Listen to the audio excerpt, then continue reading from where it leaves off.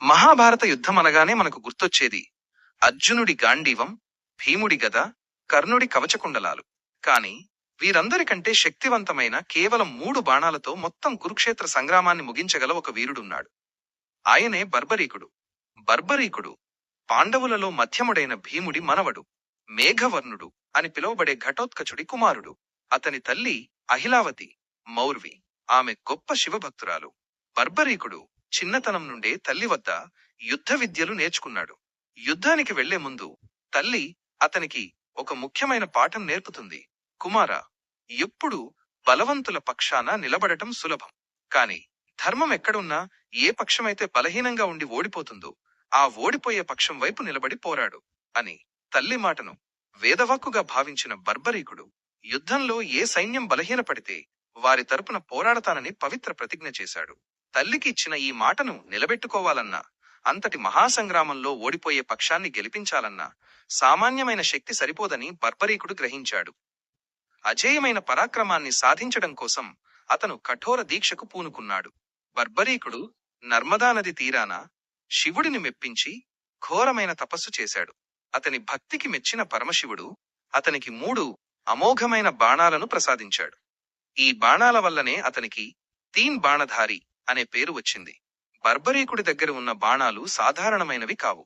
మొదటి బాణం, ఇది తాను సంహరించాలనుకున్న శత్రువులందరినీ గుర్తించి వారిపై ఒక గుర్తును, సింధూరం లాంటి చుక్క ఉంచుతుంది.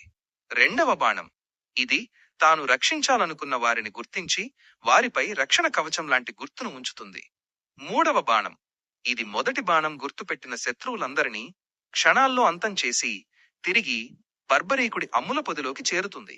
అంటే బర్బరీకుడు తలచుకుంటే కేవలం 60 సెకన్లలో అటు కౌరవ సైన్యాన్ని లేదా ఇటు పాండవ సైన్యాన్ని నామరూపాలు లేకుండా చేయగలడు. కురుక్షేత్ర యుద్ధం మొదలవటానికి ముందు బర్బరీకుడు తన తల్లి ఆశీర్వాదం తీసుకుని యుద్ధరంగం వైపు బయలుదేరాడు. దారిలో శ్రీకృష్ణుడు ఒక బ్రాహ్మణుడి వేషంలో వచ్చి బర్బరీకుడిని ఆపి అతని శక్తిని పరీక్షించాలనుకున్నాడు. ఈ 3 బాణాలతో నువ్వు యుద్ధాన్ని ఎలా గెలుస్తావు అని కృష్ణుడు ప్రశ్నించగా, బర్బరీకుడు చిరునవ్వుతో పక్కనే ఉన్న ఒక పెద్ద రావి చెట్టును చూపిస్తూ, చూడు బ్రాహ్మణుడా, నా ఒక్క బాణంతో ఈ చెట్టుకున్న ప్రతి ఆకుని రంధ్రం చేయగలను అన్నాడు. కృష్ణుడు బర్బరీకుడికి తెలియకుండా ఒక ఆకును తన పాదం కింద దాచాడు. బర్బరీకుడు బాణం వదలగా అది చెట్టుకున్న అన్ని ఆకులకు రంధ్రం చేసి చివరికి కృష్ణుడి పాదం దగ్గర ఆగింది.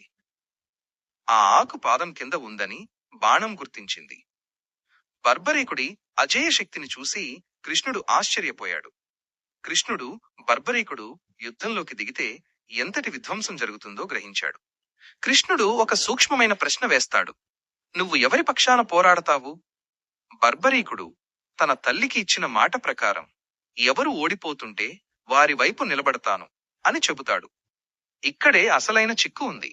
పాండవుల సైన్యం చిన్నది కాబట్టి బర్బరీకుడు పాండవుల వైపు చేరతాడు. అప్పుడు కౌరవ సైన్యం ఓడిపోవడం మొదలవుతుంది. తన ప్రతిజ్ఞ ప్రకారం కౌరవులు ఓడిపోతుంటే బర్బరీకుడు వెంటనే పక్షం మార్చి కౌరవుల వైపు వెళ్ళాలి. అప్పుడు పాండవులు ఓడిపోతారు. ఇలా పక్షాలు మారుస్తూ పోతే చివరికి బర్బరీకుడు తప్ప యుద్ధ భూమిలో ఎవరూ ప్రాణాలతో మిగలరు. ఇది ధర్మస్థాపనకు విఘాతం కలిగిస్తుంది. లోక కళ్యాణం కోసం, ధర్మస్థాపన కోసం కృష్ణుడు బర్బరీకుడిని ఒక దానం అడుగుతాడు. బర్బరీకుడు అంగీకరించగా కృష్ణుడు నీ తలను దానంగా కావాలి అని కోరుతాడు. వచ్చినవాడు సాక్షాత్తు పరమాత్మ అని గ్రహించిన బర్బరీకుడు సంతోషంగా తన తలను ఖండించి ఇస్తాడు. అయితే స్వామి, నాకు ఈ యుద్ధాన్ని చూడాలని ఉంది అని తన చివరి కోరికను కోరతాడు. కృష్ణుడు బర్బరీకుడి తలకి ప్రాణం పోసి యుద్ధభూమి మొత్తం కనిపించేలా ఒక ఎత్తైన కొండపై ఉంచుతాడు. యుద్ధం ముగిసిన తర్వాత పాండవుల మధ్య యుద్ధం గెలవడానికి కారణం నేనంటే నేను అని గొడవ మొదలవుతుంది. అప్పుడు వారు బర్బరీకుడి దగ్గరకు వెళ్లి అడుగుతారు. బర్బరీకుడు నవ్వుతూ, నాకిక్కడ ఎవరు యుద్ధం చేసినట్లు కనిపించలేదు. కేవలం శ్రీకృష్ణుడి సుదర్శన చక్రం శత్రువులను సంహరించడం, ద్రౌపది మహాకాళి రూపంలో రక్తాన్ని తాగడం మాత్రమే నాకు కనిపించాయి అని పరమార్థాన్ని చెప్తాడు.